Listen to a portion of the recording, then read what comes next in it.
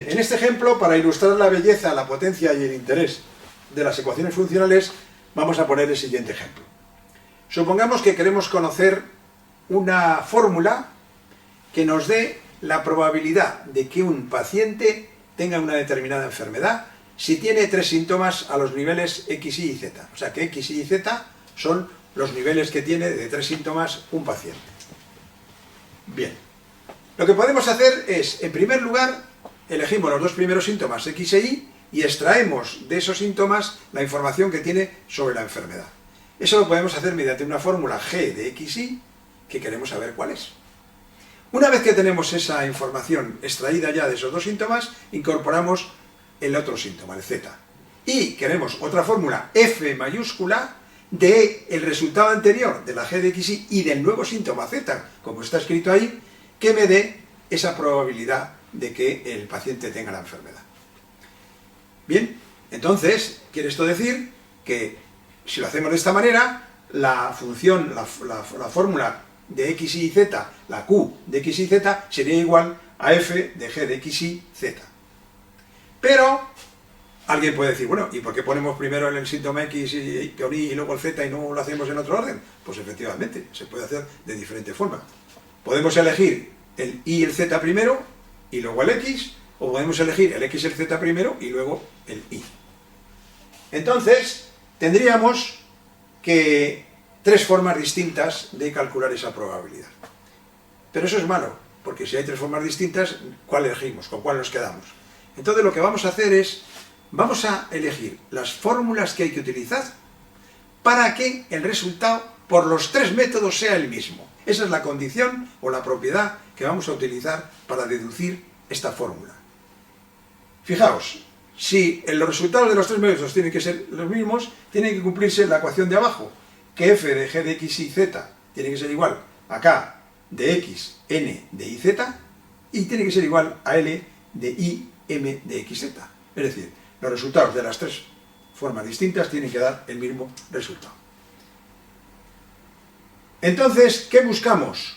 Pues lo que buscamos es cómo tiene que ser F, G, K, N, L y M. 6 fórmulas. Buscamos 6 fórmulas de dos argumentos, porque estamos cogiendo dos síntomas. O sea, dados dos síntomas, ¿qué hacemos con esos valores para sacar esa información que tienen sobre la enfermedad?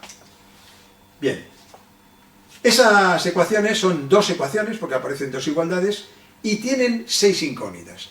Por eso es un sistema de dos ecuaciones y es un sistema de ecuaciones funcionales. Si observamos las expresiones esas, nos sugieren una red como las redes neuronales que estamos acostumbrados a ver, pero estas se llaman redes funcionales.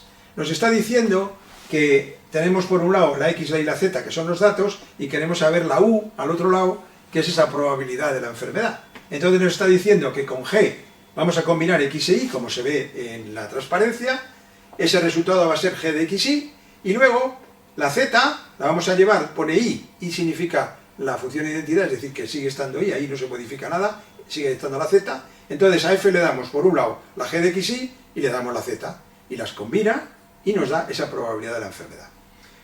Si lo hacemos de la otra manera, partimos del Y y el Z primero, o partimos de la X y Z, en fin, de las dos formas distintas.